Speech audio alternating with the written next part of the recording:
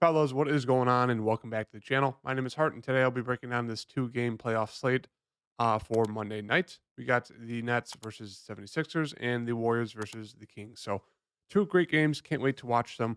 Going to be going over game-by-game breakdown as well as some early look core plays. I'll have a full in-depth breakdown and write-up on my Patreon link down below, as well as some extra prize pick plays, and there will be a prize pick video out after this. So, bunch of good stuff. We're back on schedule. I apologize for not having a video out pretty much the past 2 days, but now we are back and look forward to continuing and having a great streak here for the rest of the playoffs. So yeah, hit that like button and subscribe, and let's get into this breakdown. We'll start off with this first game here, Brooklyn versus the 76ers. The first game obviously blew out a little bit in the last quarter there. Between these two teams, I think it's like a 10-point spread right now, which is pretty high for this game here. Let me just double check real fast. But yeah, I mean, I think this game should stay close. I mean, it was pretty close for a while there, and then Brooklyn just kind of fell apart in that second half. I think Mikal Bridges only had two shots in the second half there in that game the other day. Yeah, it's a 10-point spread, 213 game total. So not the best when you compare it to the game total of the Warriors Kings. That's a 240 game total. Should be a pretty close game there. So I think a lot of people are going to just, defer to just getting a ton of pieces from that second game, which makes sense. But overall, a lot of people across the board between these two games here are pretty cheap. They're pretty priced down. Obviously, it's a two-game slate, not a lot of value. Value really hasn't worked that well for the playoffs so far. So I think everyone's going to defer to the second game, which is it makes sense. The game environment's great, game total is great. But I think there are still pretty cheap price tags over here on the first game that we could definitely target to gain a little brid of edge on the field. So moving on to the Brooklyn side, the first two that pop up obviously are Bridges and Dinwiddie. They both look a little bit too cheap here in their roles. Bridges at times can be some scoring dependent, as you can see in that last game. He was doing great, as I said. I think he only had two shots in that second quarter.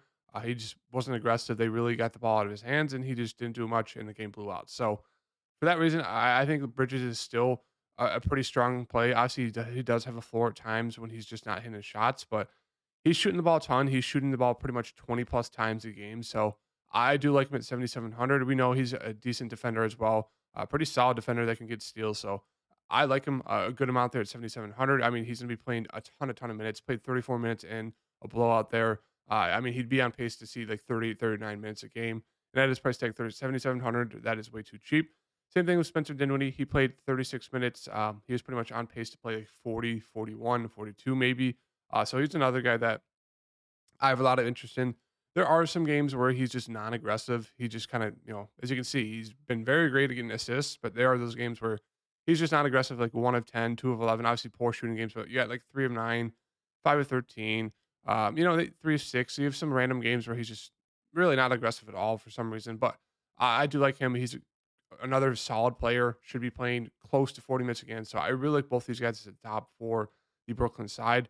I think Claxton's a fine play. He played 30 minutes even in a blowout. I mean, it's just the foul trouble with Claxton, right? Like, if he can stay out of foul trouble, he could be a sneaky play there. Could go for 40 plus. It's just, having to guard Embiid, there's just a lot of foul trouble risk there. So I think that for that reason, he's just more of a strong secondary option. But once again, he looks really good. And then moving down to like the mid range, Cam Johnson, I think he's a fine mid range option. No strong take on him. I mean, he's obviously scoring dependent, but he should be in line to see about 35-ish minutes, kind of his average for the season. If he's hot, he'll obviously see a few more, but he's just kind of there at 5,800. Don't mind him. Royce O'Neal and DFS will be two solid value plays. A lot of people will probably prefer Royce O'Neal. He saw 20 minutes last game. You'll probably see around the same amount tonight. DFS is more of just the riskier one. I guess he's slightly better offensively, maybe, but still, he's getting limited a lot recently, especially if he's not, doing well, gets in a little bit of foul trouble. They'll just go to Royce O'Neal. So I think right now, a lot of people are going to land on Royce O'Neal, which is fine. It's a fair play there. But if you want to pivot to DFS for way less ownership, you can definitely do that. And then they did throw in Joe Harris a little bit, 14 minutes. Um, Seth Curry as well, played 16. So I guess you could take an absolute dart throw on them, and if they came out hot, hit a few threes, they could get it extended, but you don't feel great about it. And then I will mention De'Aaron Sharp. He's one of those guys. If you think Claxton gets in foul trouble, De'Aaron Sharp's pretty much their only big, and they're going to need to play big. It's not like they can go small if Claxton gets in foul trouble. They had to guard Embiid, so De'Aaron Sharp could be that guy. He can get you there in a small amount of time. He did play 17 minutes. The game did blow out, so he got some minutes at the end. But yeah, I mean, he's a dart throw consideration. If you think Claxton gets in foul trouble and you want to go that route, you can definitely can. So moving on to Philadelphia here. On the Philadelphia side, Embiid, they double teamed him pretty much every possession, and he still got 26 points. So I guess his ceiling's slightly down a little bit just because it does seem like Brooklyn's going to double team him every time and just get the ball out of his hands. But we still know, game plans can go awry, and he could still flourish. So I think it's more of an ownership thing. Like if Embiid's going to be pretty low owned, like 20% or less on this 2 game slate, I think I'd have a great amount of interest in Embiid because we know the upside with Embiid, right? Even if they are double teaming him, if someone else gets hot, they're going to have to, probably stop the double team. And I think Embiid could definitely smash at low ownership. So that's just more of an ownership play. So let's wait and see for that. But I do think Harden will be very popular, 9,000. He went off for 53 basically, and he shot 8 of 21. So he did not shoot the ball well, but still went for 53. So 9,000 for Harden. Both of them look fantastic. In terms of like the secondary options, the mid-range guys, Maxi, Harris, Melton, I think they're all fine plays. Like Maxi played 33, he's probably on pace for like 37, 38.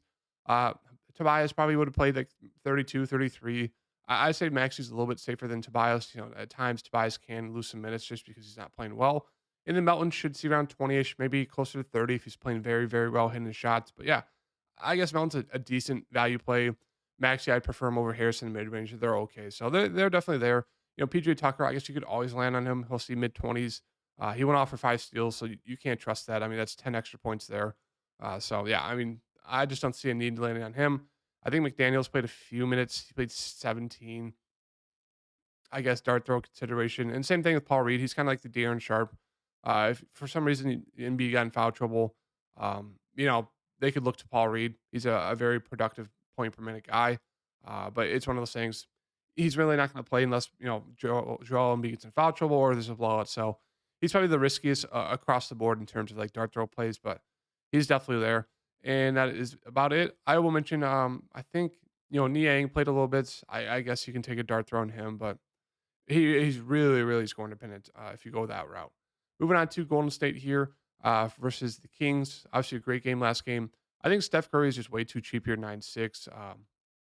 I know there's games like this last game where he was scoring dependent, 30 points, 6 rebounds, 2 assists, only 41 fantasy points. Not the best there at 10-4. Obviously, if 3 games in a row where he's, fantasy wise, obviously real life wise, great games, but fantasy wise, just not the best, especially when he's like close to 10 or 11K. And I know it's one of those situations where the Warriors are terrible on the road. I don't get why, but I think, they have a ton of championship pedigree. They've won 4. I think Steph and the Warriors step up in this game. I could definitely see a blowout where the Warriors could just come out super hot from 3 and they're up like 15 the whole game. That's definitely viable. If, Steph gets hot, Clay gets hot, it's really hard to keep up with them because we know Sacramento at times, they can go cold from the floor. So I do really like Steph here stepping up in this game, so they don't go down 2-0 to the Kings, and so they can at least split a game there at the Kings in the first 2 games. So I really like Steph tonight. I think Clay is pretty cheap too at 6,900. Now I don't love playing them both together, but I think on a 2 game slate this is definitely viable to gain a little bit leverage on the field because usually people just pick one, uh, maybe 2 people, but they want to play Steph and Clay together, and I think that's a nice way to gain some leverage on the field today. But as you can see. He shot 8 of 19, so decent. 5 of 14 from 3. Went for 40 fantasy points. Did a little bit better at assists than his usual. He only averaged like 2 per game, so kind of a little bit of an outlier there. Did fine rebounding, so it's like Clay is definitely viable and a great game environment here. Green, I like him a good amount as well. You could definitely play all 3 because if one of them's having a good game, most likely it's because of Draymond Green being very solid at assists. And it wouldn't be surprising if he was, doing very well, assisting both guys. So I think all 3 are definitely in play. Looks like 3 of the best plays on the slate so far today. Wiggins, I think once again, I have interest in all 4 of these guys. Um, they said they're going to limit him to 20 to 25 minutes off the bench. He played 28 just because he was solid for them. And it's one of those things like if he comes off the bench, I think he'd definitely take a shot on him. But if he starts 5,900, I would say is definitely too cheap for him. I could see him getting 30 plus minutes in the spot tonight. So I do like all 4 of the main guys for the Warriors. And then in terms of the rest of the guys, Poole is fine. With Wiggins back, he only saw 22 minutes. It's one of those things. He'll get extended if he's hitting the shots. Otherwise, he'll just see kind of like low to mid 20s. And his price tag, I guess it's viable. I just don't feel great about it. I'd rather land on the four guys. Kevin Looney played 32 minutes. He's a fine option there at the mid range of 5,200. DiVincenzo, he only saw nine or about 20, so I guess he's viable there at 4,300. Gary Payton, 4,100. He played 20 as well. So I guess they're down there. You could definitely get to them. You don't feel great about it just because they're pretty low usage guys now that everyone's fully healthy on the Warriors, and they're coming off the bench, so they're fine value dart throws. Kaminga, he only saw 10 minutes, so it's hard to trust that. And that's about it for the Warriors. And then moving on to the Kings here. For the Kings, I think Sabonis comes in at a super cheap price tag. Just looked out of sorts there, even though they won. He was 5 of 17. Still went for 40 and a half fantasy points, which is pretty solid. But yeah, 9,300 now. His price came down almost like $1,000 for some reason. He looks great here. Fox 8,500. I'm assuming he'll be super popular. He went for 53, 38 real life points. He played 40 minutes, so he looks really solid. Barnes 5,400. Monk, Herter, and Murray. The wings. As I kind of mentioned the whole season with these wings, there's usually one that gets benched, and it's usually the person who is doing the worst out of those four guys. So, like last game, it was Keegan Murray who got benched in favor of Malik Monk. He only played 16 minutes. I think Malik Monk played like close to 30. Let's see here. He played 29. So yeah, I mean, it's one of those things. That's the risk with going to one of these wings is that if whoever's doing the worst is going to get benched for the guy off the bench.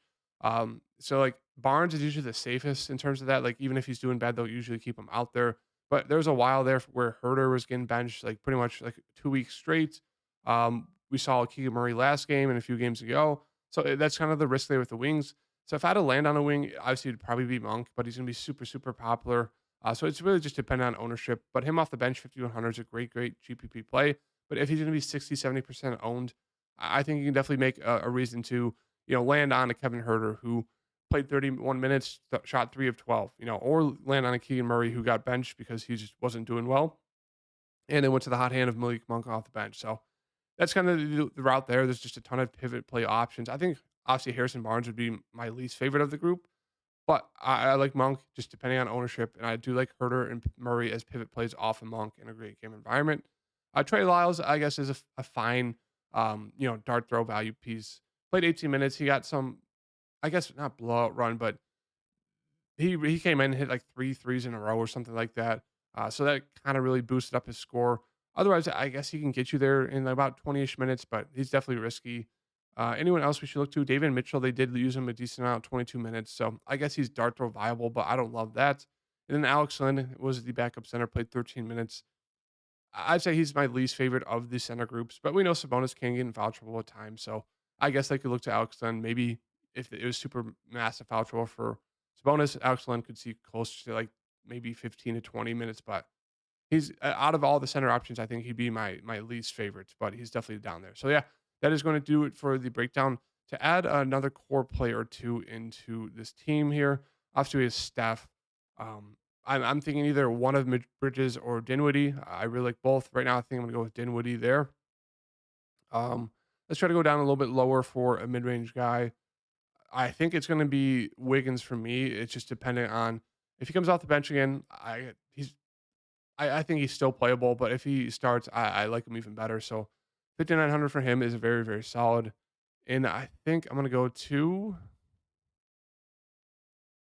I think I'll throw in Draymond Green for now, and that's going to be the core four as of right now. I'll have an updated core four on my Patreon link down below later today, and I will see you guys in the price video. Peace.